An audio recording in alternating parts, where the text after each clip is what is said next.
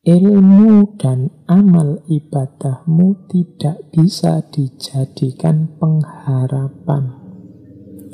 Jangan pernah sekali-kali membuat keyakinan di dalam hatimu bahwa amal ibadahmu bisa memasukkanmu ke dalam surga, menyelamatkan dari api neraka, serta menjadikan wusul atau sampai kepada Allah. Hal itu benar-benar tidak bisa. Apakah kamu tidak mengetahui kisah pendeta Bal'am bin Ba'urah dan Qorun? Yang keduanya adalah ahli ibadah. Qorun merupakan ulama Bani Israel, tetapi saat menjadi ajalnya, saat menghadapi ajalnya, keduanya mati dalam keadaan kafir.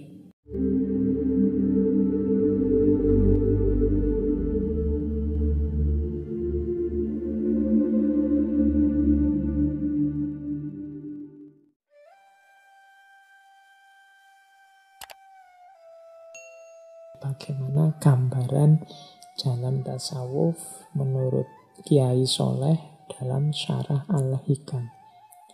Di bagian awal dari kitab ini beliau ada kalimat, utawi iki kitab ringkes saking matan Al-Hikam karangane Al-Alamah Al-Arif Billah Asy-Syaikh Ahmad bin Athaillah. Ingsun ngringkes namung sak pertelone, asal supaya gampangke ing ngatasé wong awam, amsal ingsun kelawan sun terjemah kelawan cara Jawa supaya enggal paham wong kang padha ngaji. Jadi kalau diterjemah dalam bahasa Indonesia, ini adalah kitab ringkas dari matan Al-Hikam karya Al-Alamah Al-Arif Billah Syekh Ahmad bin Athaillah. Aku meringkas hanya sepertiganya saja untuk memudahkan orang-orang awam terhadap penjelasanku dengan cara menerjemah menggunakan bahasa Jawa supaya segera paham orang-orang yang mengkaji.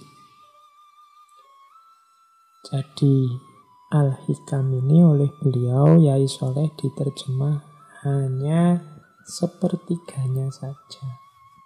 Dengan berbagai pertimbangan, insya Allah beliau lebih tahu dengan menggunakan bahasa Jawa demi masyarakat Jawa tempat beliau berdakwah, agar mereka lebih mudah memahaminya.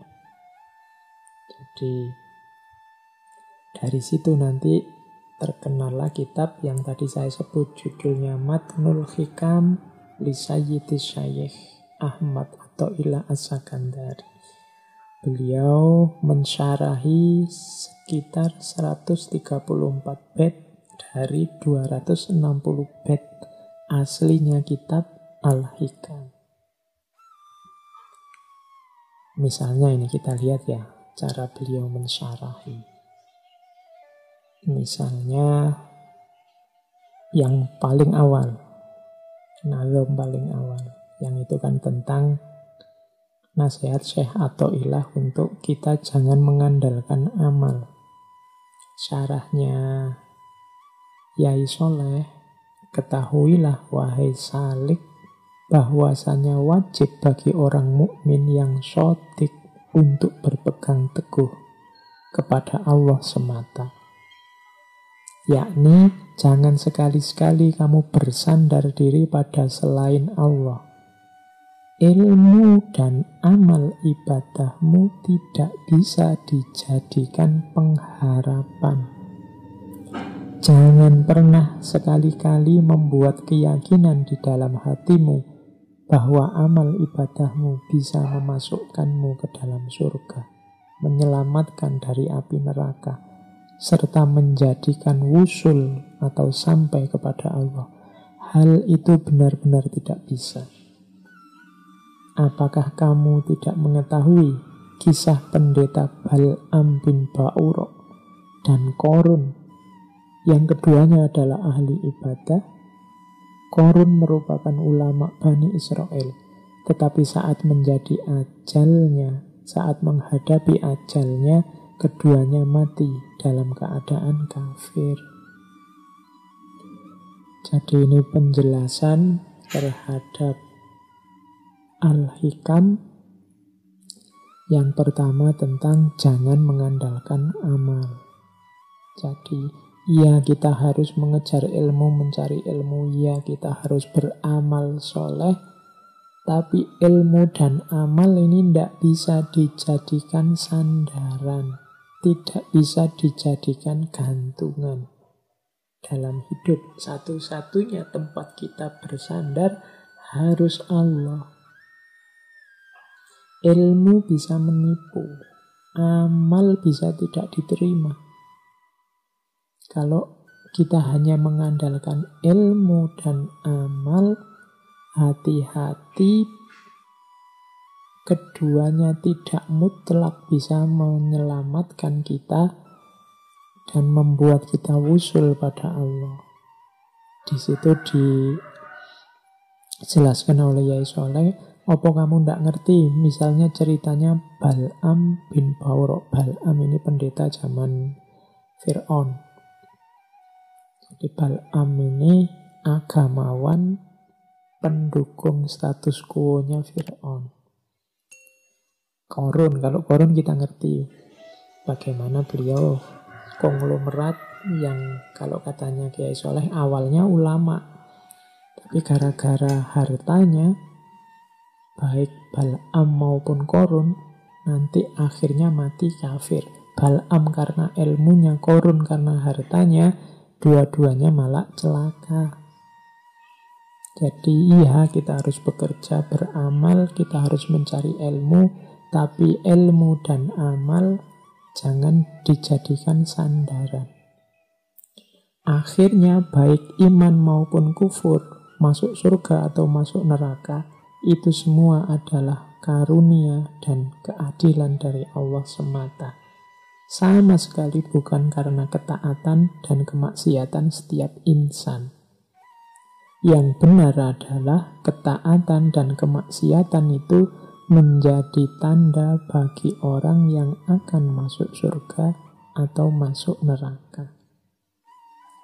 Jadi kalau ada orang kok rajin sekali cari ilmu, rajin sekali ngaji, ini adalah anugerah dari Allah dan tanda bahwa insya Allah besok dia selamat. Bukan karena ilmunya, tapi karena kesadarannya bahwa ilmu itu adalah anugerah dari Allah. Karena hidayah yang dibukakan oleh Allah padanya sehingga dia mau untuk menempuh jalan ilmu. Jadi justru kalau ada orang taat, ada orang istiqomah, ada orang rajin ibadah, itu adalah anugerah dari Allah yang menjadi tanda bahwa orang ini nanti akan selamat dan dicintai oleh Allah. Kalau orang bersandar pada amalnya, bersandar pada ilmunya, menunjukkan orang ini merasa bahwa ilmu dan amal itu hasil karyanya sendiri. Sehingga terus dia bergantung pada itu. Kalau orang sadar bahwa ilmu dan amal itu hakikatnya adalah anugerah dari Allah, hidayah yang diberikan dari Allah pada kita, orang ini tidak akan bersandar pada amal dan ilmunya, tapi langsung sandarannya pada Allah. Jadi rahasianya di situ. Orang yang bersandar pada amal dan ilmu menunjukkan orang yang belum sadar, orang yang masih merasa hebat, merasa dia mampu. Oke, jadi jangan mengandalkan amalmu. Nanti ada cerita dari Kiai Soleh, Al-Kisah, ada cerita seorang laki-laki dari kaum Bani Israel. Orang ini tukang maksiat, julukannya Kholik. si tukang maksiat yang tiap hari melakukan dosa ini satu ketika di satu tempat duduk bareng seorang abid. Abid ini ahli ibadah dari kaum Bani Israel juga. Kebalikannya, kalau kholik tadi suka berbuat dosa. Kalau abid ini, ya karena dia ahli ibadah, amalnya banyak. Selalu melakukan ketaatan-ketaatan pada Allah. Kalau dalam ceritanya Kiai Soleh bahkan diilustrasikan di atas kepala si abid ini selalu ada payung. Seolah-olah dia dipayungi terus. Kalau situasinya panas mungkin dia malah dingin. Karena selalu diikuti oleh payung. Keutamaan yang diberikan oleh Allah karena ketekunannya beribadah.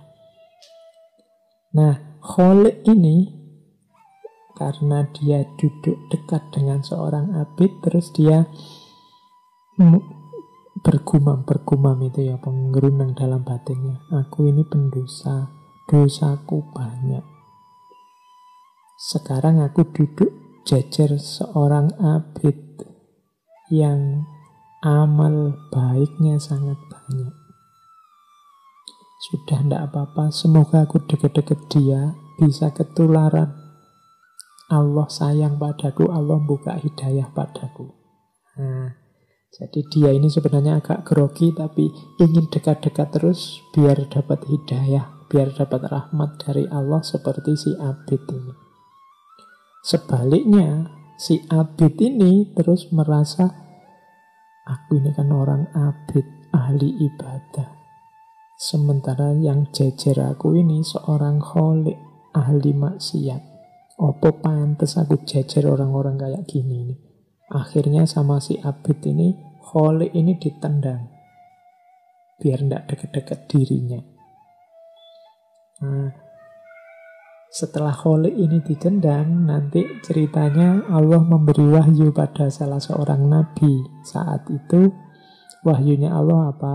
Perintahkan pada dua orang ini, yakni abid dan kholik, untuk sama-sama memperbanyak amal. Aku telah mengampuni dosa-dosa kholik dan menolak amal si abid. Jadi firman-Nya Allah, wahai Nabi, tolong beritahu abid dan kholik ini, setelah ini silahkan berlomba-lomba beramal kebaikan. Karena dosanya kholik sudah diampuni, sebaliknya amalnya abid ditolak sudah. Jadi skornya sekarang 0-0.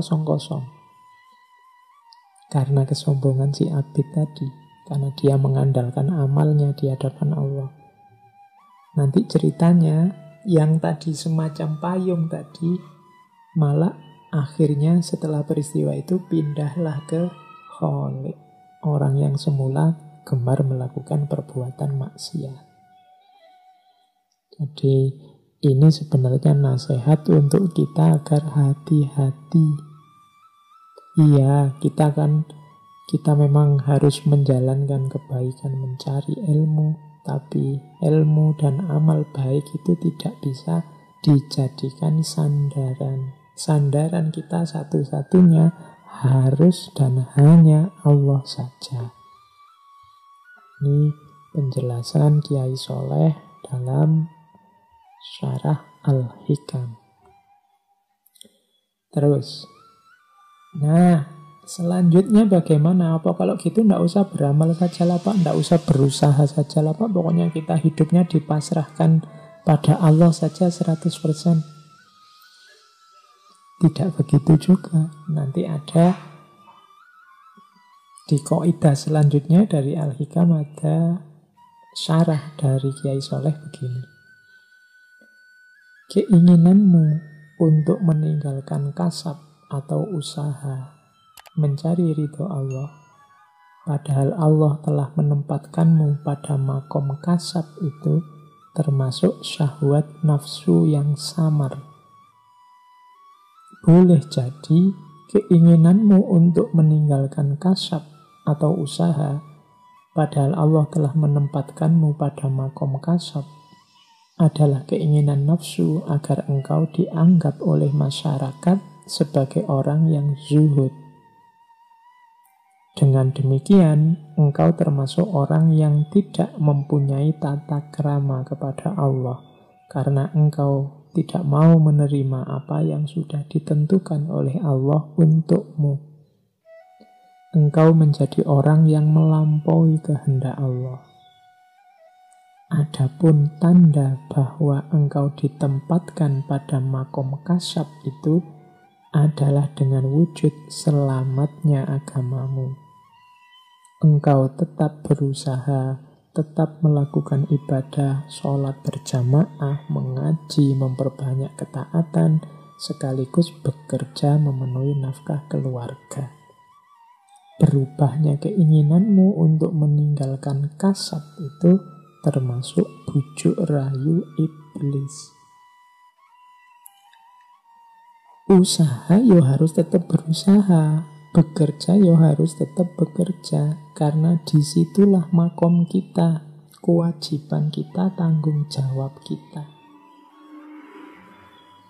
Jadi yang dosen yo jadilah dosen, yang dagang, daganglah yang serius, yang bertani, bertanilah yang serius, yang pegawai, bekerjalah yang serius penuh amanah. Itulah makom kita.